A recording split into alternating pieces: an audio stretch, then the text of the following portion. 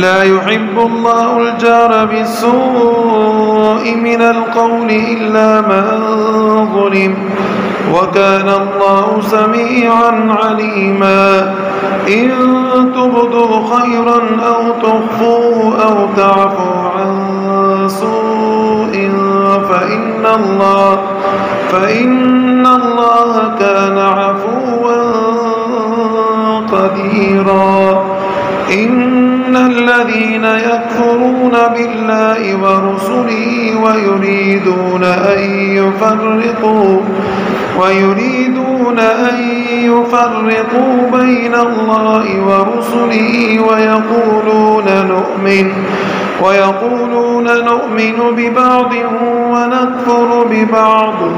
ويريدون أن يتخذوا بين ذلك سبيلا، أولئك هم الكافرون حقا، وأعتدنا للكافرين عذابا مهينا. والذين آمنوا بالله ورسله ولم يفرقوا بين أحد منهم أولئك سوف يؤتيهم أجورهم، وكان الله غفورا رحيما. يسألك أهل الكتاب أن تنزل عليهم كتابا من السماء فقد سألوا موسى أكبر من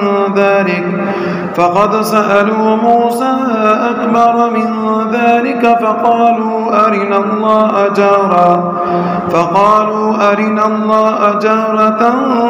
فأخذتهم الصاعقة بظلمهم ثم اتخذوا العجل من بعد ما جاءتهم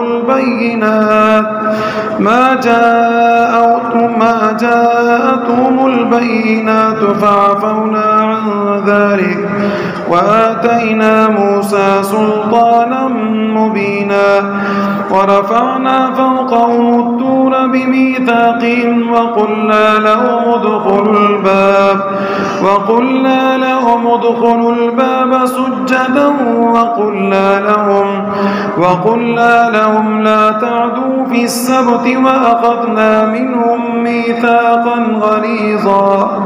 فبما نقضهم ميثاقهم وكفرهم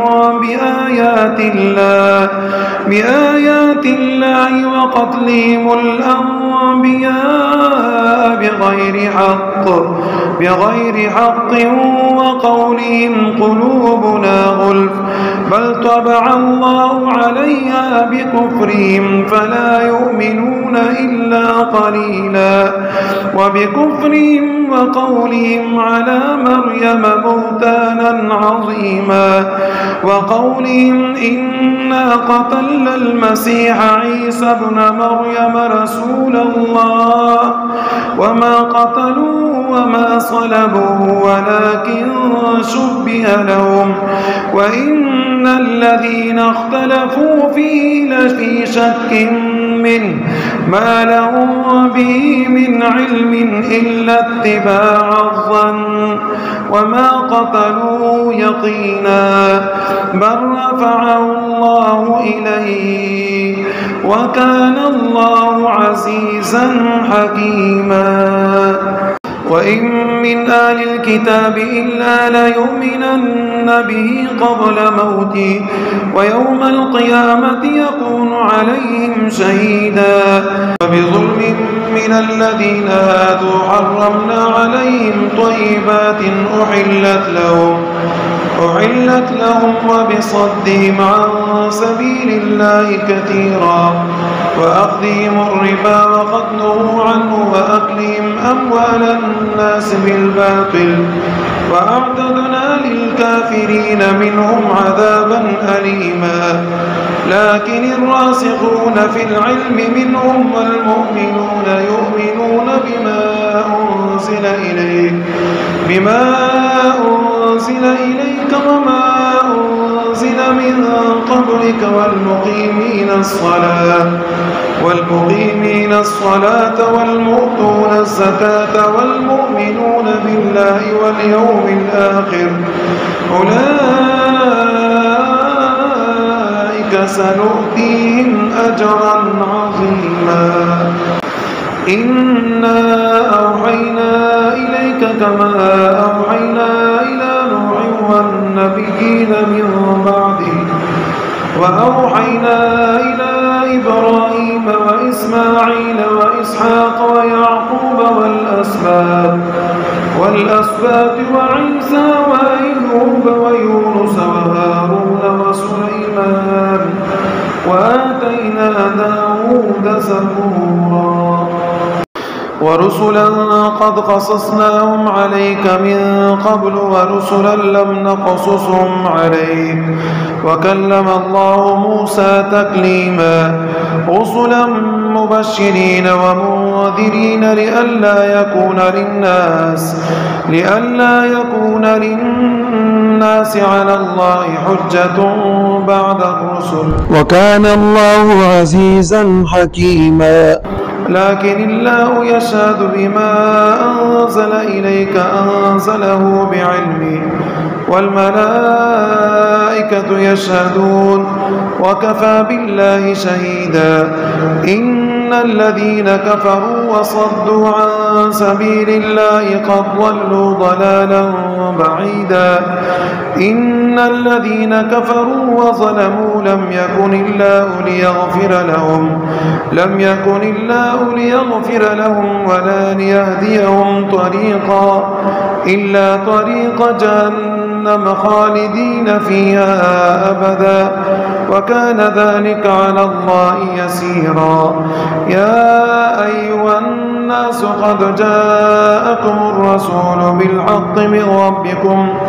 فآمنوا خيرا لكم وإن تكفروا فإن لله ما في السماوات والأرض وكان الله عليما حكيما